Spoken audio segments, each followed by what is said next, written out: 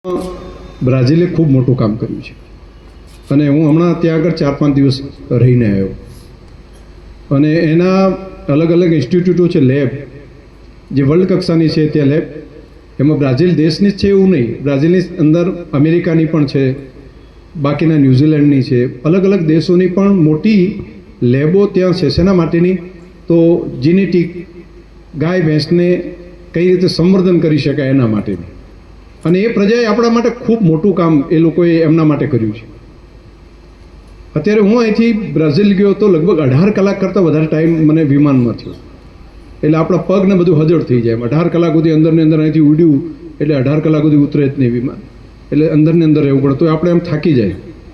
તો મને મનમાં વિચાર એ આવ્યો કે જ્યારે વિમાન જ નહોતા ત્યારે લગભગ 70-80 વર્ષ પહેલાં એ પ્રજા દરિયામાં થઈને આપણી ગાયો લઈ જઈ, અહીંથી દરિયામાં લઈ ગયા. તો દરિયામાં તો સીધું અહીં જવાય નહીં, અહીંથી તો આપણે સીધા દુબઈ ઉપર થઈને બાકી સીધા અંદરથી આપણે જઈએ છીએ. તો અહીંથી દરિયો આવે, વળી પછી ઉપર પેલી ભૂભાગ આવે, વળી પછી દરિયો આવે ને ફરી પેલી બાજુ જવાનું. તો આ લોકો શરીક જ્યાં હશે, નકશા ઉપર મેં જોયું, તો એ લોકો આપણે અહીંથી આ દરિયામાંથી, ત્યારે સ્ટીમરો તો હતી નહીં, આગબોટો હતી, આગબોટમાં ગાયો ભરીને અહીંથી લઈ ગયા સીધા આફ્રિકા બાજુ થઈને, અને આખો આફ્રિકા ખંડ ઓળંગીને આપણી ગાયો લઈને શેક ત્યાં આગળ બ્રાઝિલ પાસે ત્યાં લઈ ગયા. એટલે ઓછા તો 4 મહિના તો ગાયને આગબોટમાં રાખવી પડે. તો એ 4 મહિના સુધી એને ખવડાવ્યું શું હશે? પાણી તો દરિયામાં હોય નહીં, એ તો ખારું પાણી હોય. તો એની બધી વ્યવસ્થા એમણે કરી હશે. આટલું સાહસ કરીને એ પ્રજા આપણે ત્યાંથી ગાયો લઈ ગયા હતા, બનાસકાંઠામાંથી ગાયો લઈ ગયેલા છે. 70 વર્ષ પહેલાં મેં રેકોર્ડ જોયો તો કાંકરેજ ગાય જે હતી 70 વર્ષ પહેલાં આ લોકો લઈ ગયા હતા, કચ્છમાંથી ને બનાસકાંઠામાંથી. અને ગીર ગાયો પણ ત્યાંથી લઈ ગયા. કર્ણાટકની અંદરથી નેલ્લુર કરીને ગાય છે એને લઈ ગયા. તો 3-4 જાતની જાતિ રેડ સિંધી ત્યાંથી લઈ ગયા અને ત્યાં એનું સંવર્ધનનું કામ કર્યું. અને 70-80 વર્ષ સુધી સતત એનું અપગ્રેડેશન કરતા રહ્યા. ત્યારે ટેકનોલોજી નથી, ત્યારે આપણે જેમ અત્યારે કરીએ છીએ ને વંશ પરંપરાગત, એની માં હારી હોય તો વાસળી કે ગાય હારી થાય, એનો આખલો હારો હોય તો ગાય સારી થાય, એ પદ્ધતિથી એમણે ઘણા વર્ષો સુધી કામ કર્યું. અને પછી એમની પાસે ટેકનોલોજી આવી જીનોમિક પદ્ધતિથી લોહીથી ચેક કરી શકાય, બ્લડ ઉપરથી ખબર પડી શકે કે આ કેટલું દૂધ આપશે. એટલે વાસળી જ્યારે જન્મે તો એનું લોહી લ્યો સેમ્પલ, એના ઉપરથી કરી શકાય કે આ દૂધ કેટલું આપશે. એ આખલાને રેડલો હોય તેને લોહી બ્લડ લો, તેના ઉપરથી ખબર પડે કે આના દૂધના ગુણ આના કેટલા છે. તો એને જીનોમિક વેલ્યુ કહેવાય છે. હવે આ પદ્ધતિ એ લોકોએ ડેવલપ કરી. એટલી ડેવલપ કરી એટલાથી નહીં, એ પછી એમણે એક આખલામાંથી સારો હોય કે એક ગાય સારી હોય તો એમાંથી એક જ થઈ શકતું હતું, એક ડોઝ અને એક સારી ગાયમાંથી. એમણે નવી ટેકનોલોજી જે લાયા, એ સારી ગાય હોય તો એમાંથી એક ગાયમાંથી 100 ગાય કરી શકાય, એક ગાયમાંથી 1 વર્ષમાં. એવી જે એમ્બ્રિયો ટ્રાન્સપ્લાન્ટ ટેકનોલોજી હતી એનો ઉપયોગ કર્યો. એટલે એક ગાયમાંથી એક્સ જે આવે એના ઈંડા, એના ગર્ભના ઈંડા હોય, એ એક્સ લઈ અને બાકી શુક્રાણુ લે સારા સાંઢનું, અને બેનું લેબની અંદર જ એનું બચ્ચાનું ફલનીકરણ કરે. 10 દિવસ સુધીનું એક્સ પરિપક્વ કરવાનું કામ લેબમાં કરી નાખે અને એ પછી બીજી ગાયના ગર્ભમાં મૂકી દે. કોઈ પણ પછી ઓછું દૂધ આપતી હોય એવી ગાયના ગર્ભમાં પણ મૂકે તો પણ જે જોતી હોય એવું બચ્ચું જેનું મૂક્યું હોય એવું પેદા કરી શકાય. આ એમ્બ્રિયો ટ્રાન્સપ્લાન્ટ ટેકનોલોજી કહેવાય. એના સિવાયની એક નવી ટેકનોલોજી આવી છે, એને ક્લોન કહે છે, ક્લોનિંગ એવી ટેકનોલોજી છે કે એમાં શુક્રાણુની જરૂર નથી, એમાં ગર્ભના અંડકોષની જરૂર નથી, શરીરના કોઈ પણ ભાગમાંથી એક ટુકડો નાનો લઈ લે, એક કોષ લઈ લે, દાખલા તરીકે એક વાળ લે અને વાળમાંથી વાળનો એક શેડો લઈ લે, એનો જે અંદરથી નાનું ટિશ્યુ હોય, કોષ હોય, એ કોષમાંથી એના જ જેવી નવી ગાય ઊભી કરી શકાય. એને લેબની અંદર ડેવલપ કરી નાખે એવી પ્રમાણે કરી શકાય. આ ટેકનોલોજી છે. જીવરાજભાઈ આમાં માણસે કરી શકાય. જીવરાજભાઈનો એક નાનકડો કાનનો કે નાનો ભાગ લઈ એને તૈયાર કરો, ફરી પાછા આવા માણસ એવા ને એવા એમ સેમ ટુ સેમ કરી શકાય. તો પણ માણસમાં હજુ આપણા ત્યાં નથી એની મંજૂરી, પણ આ કોઈ પણ પ્રાણીની અંદર કરી શકાય. છોકરા બધા હે છે તમારું નામ લીધું તો હું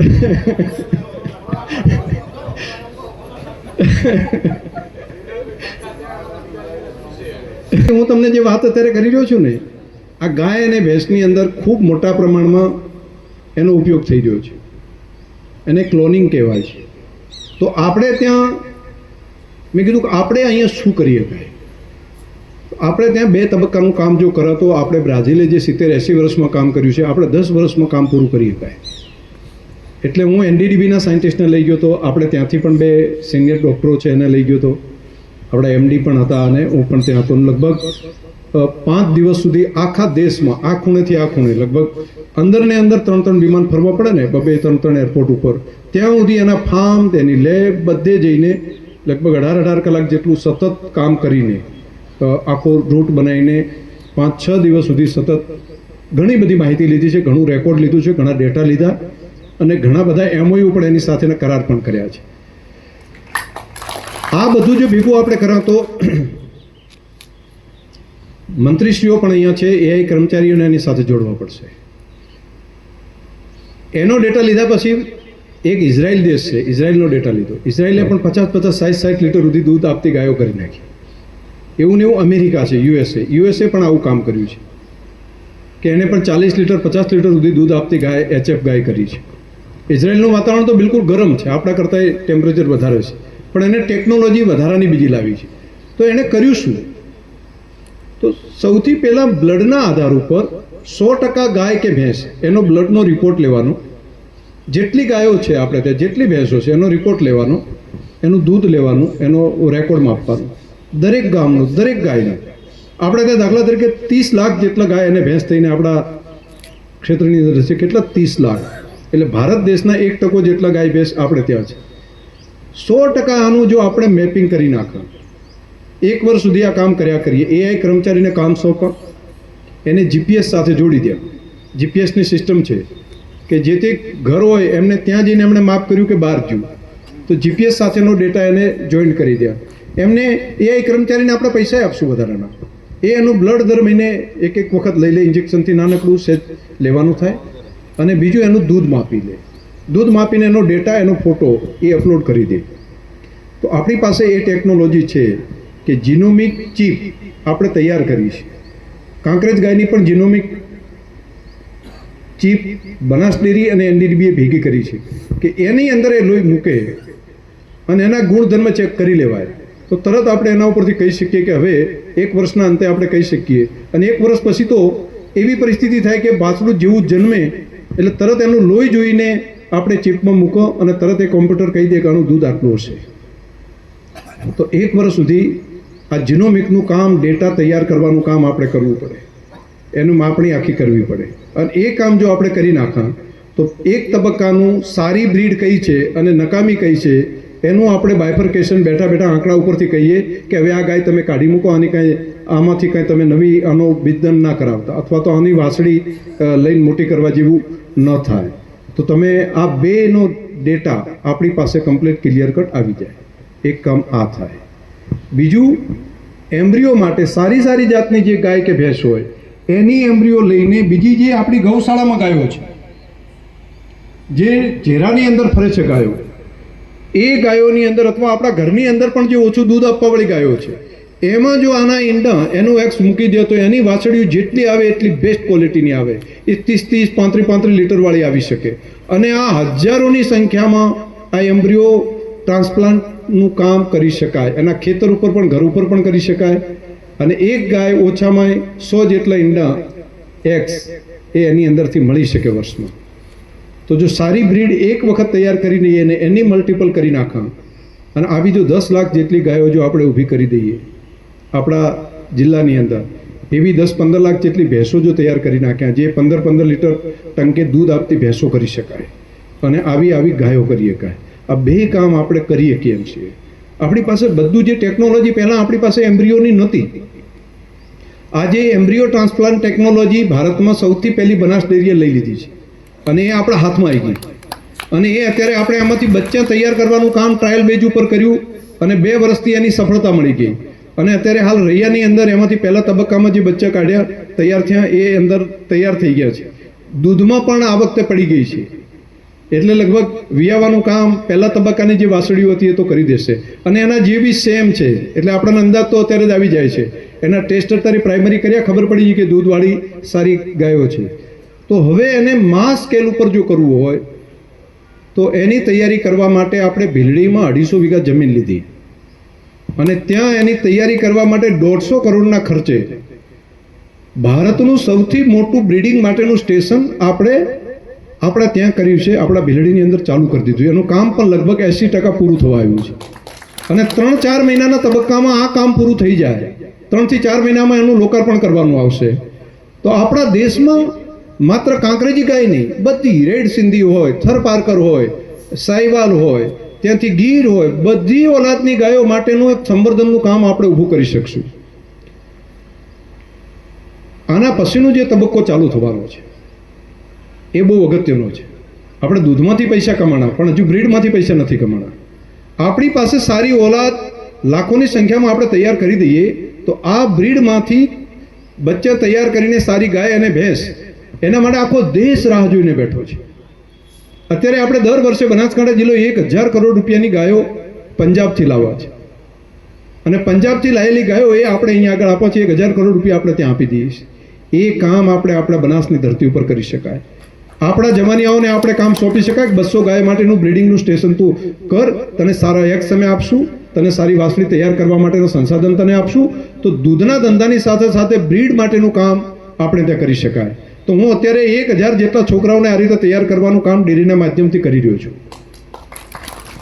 કે એવા 1000 જણ તૈયાર કરવા કે જે બ્રીડિંગનું કામ કરે, અને એ સારી ઓલાદની ગાય તૈયાર કરે તો એને 2 લાખ, 3 લાખ, 4 લાખ સુધીની એની કિંમત મળી શકે. ભેંસ પણ એવી હોય કે બંનેની બેસ્ટમાં બેસ્ટ ભેંસ છે તો એનું બચ્ચું એના જેવી બીજી ભેંસો તૈયાર કરી શકાય, અને એ બાકીના લોકોને આપી શકાય. આપણા દેશમાં આજે સારી ઓલાદ માટેની ખૂબ ડેફિશન્સી છે. આજે આંધ્રની અંદર ગાયો ભેંસો નથી સારી, આજે હરિયાણાની અંદર પણ ગાયો નથી, ત્યાં ભેંસો છે મુરા. આજે ઘણા બધા એવા રાજ્યો છે કે જેની અંદર સારી ઓલાદ છે નહીં. એકલા ગુજરાતની અંદર જ 8 થી 10,000 કરોડનો ધંધો એકલા ગાય ભેંસના વાસળી માટેનો છે, કે સારી ઓલાદની જો ગાય કે ભેંસ હોય તો જેટલો ધંધો આપણે ગાયના દૂધમાંથી કરે છે એવો જ આ બ્રીડનું કામ કરી શકાય. અને એમાં એક નવી જાત તૈયાર કરવાનું કામ આપણે HFમાં કરીએ કાયમ છે. ત્યાંના સાયન્ટિસ્ટોને મળ્યો, એમણે કીધું, એમણે અખતરો એ લોકોએ કરી લીધો છે. દેશી કાંકરેજી ગાય અને ગીર ગાય એ બે, અને HFનું ડોઝ અને ગીરનું ઈંડું, આ બેમાંથી એક નવી ઓલાદ તૈયાર કરી છે. એમ લોકોએ ગીર લેન્ડો કરીને નામ આપ્યું છે ને. એ ગીર લેન્ડોનું દૂધ 50 લીટર છે. કાંકરેજમાંથી તૈયાર કરવાનું પણ એ લોકોએ કર્યું છે. એનું પણ લગભગ 45 થી 50 લીટર જેટલું દૂધ છે, જે કાંકરેજ અને HF આ બેનું સમન્વય કરીને.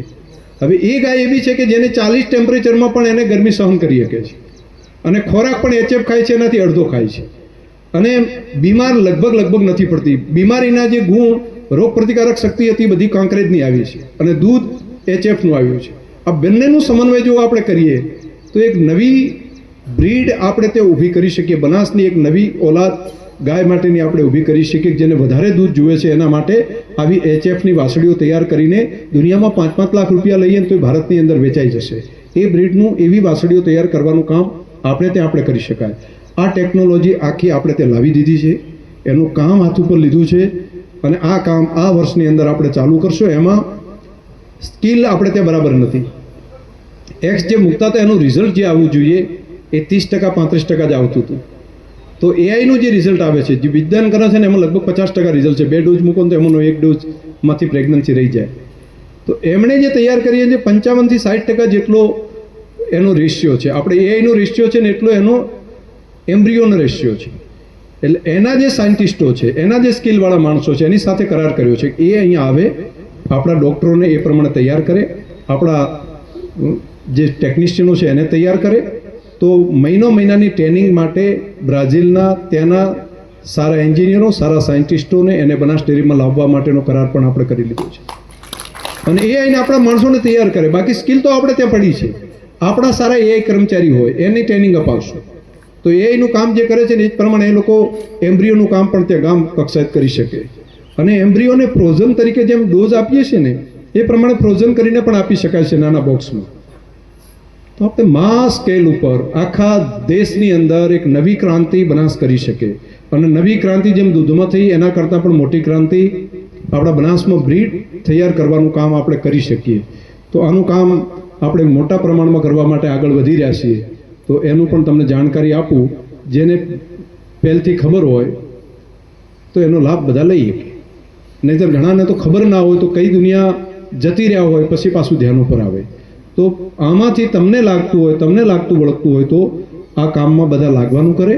અને બીજું, આ કામમાં આપણે આખી ટીમને લગાડવી પડશે. ચેરમેન મંત્રીઓએ પણ આ કામને એક વખત લાગવું પડશે. એક વખત 100% ગાય ભેંસને જેમ આપણે ટેગિંગ કરી શક્યા ને, જેમ વેક્સિન આપી શક્યા ને, એવું જ જીનોમિક સિલેક્શન કરવાનું કામ છે, જીનોમિક આઈડેન્ટિફિકેશન કરવાનું કામ છે. ભારત દેશમાં 1% જીનોમિક હજુ આઈડેન્ટિફિકેશન નથી થયું.